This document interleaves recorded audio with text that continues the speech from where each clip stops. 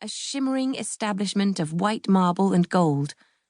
Morrigan thought it looked a bit like a cathedral and a bit like a wedding cake. A brightly lit marquee across the top read, "New Delphian Music Hall presents Gigi Grand and the Gutterborn Five." "Are we going in?" Morrigan puffed. A stitch bloomed painfully in her ribs. "What? This place?"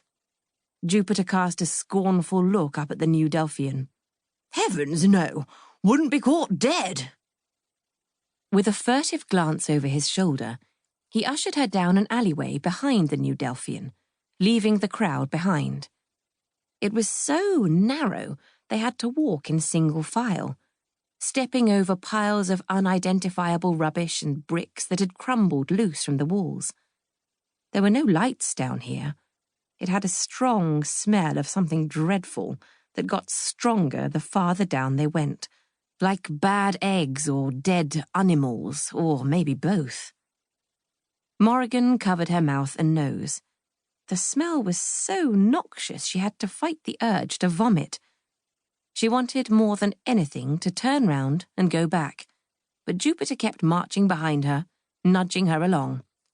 "Stop," he said, when they were near the end of the alley. "Is this... No, wait.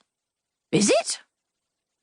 She turned to see him inspecting a section of the wall that looked exactly like every other section. He gently pressed the grouting between the bricks with his fingertips, leaned in to sniff it, and then gave the wall a tentative lick. Morrigan gave him a look of horror. "Oh, stop that! What are you doing?" Jupiter said nothing at first.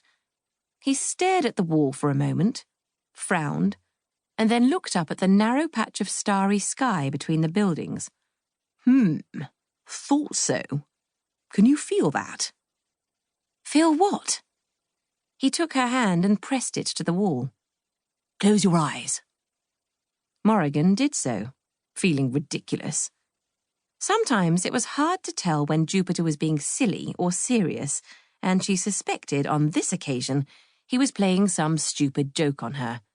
It was her birthday, after all, and although he'd promised her no surprises, it would be just like him to pull an elaborate, embarrassing stunt that ended in a room full of people singing "Happy Birthday." She was about to voice her suspicions when... Oh! There was a very subtle, fuzzy tingle in her fingertips, a faint humming in her ears. "Oh!" Jupiter took hold of her wrist and pulled it back, ever so slightly from the wall. Morrigan felt resistance, as if the bricks were magnetized and didn't want to let her go. "What is that?" she asked.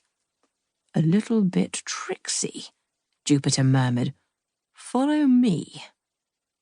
Leaning back, he placed one foot on the brickwork and then the other, then, casually defying the law of gravity, proceeded to walk skywards up the wall, hunched over to avoid hitting his head on the other side of the alley.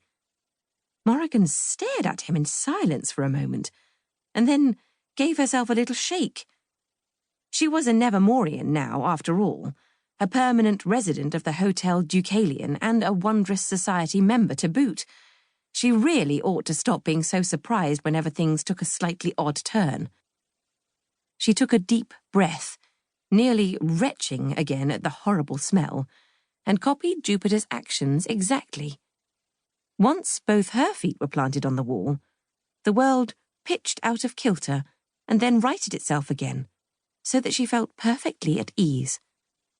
The dreadful smell instantly disappeared and was replaced with fresh, crisp night air. Suddenly, walking up an alley wall with the starry sky stretching out in front of her seemed the most natural thing in the world. Morrigan laughed.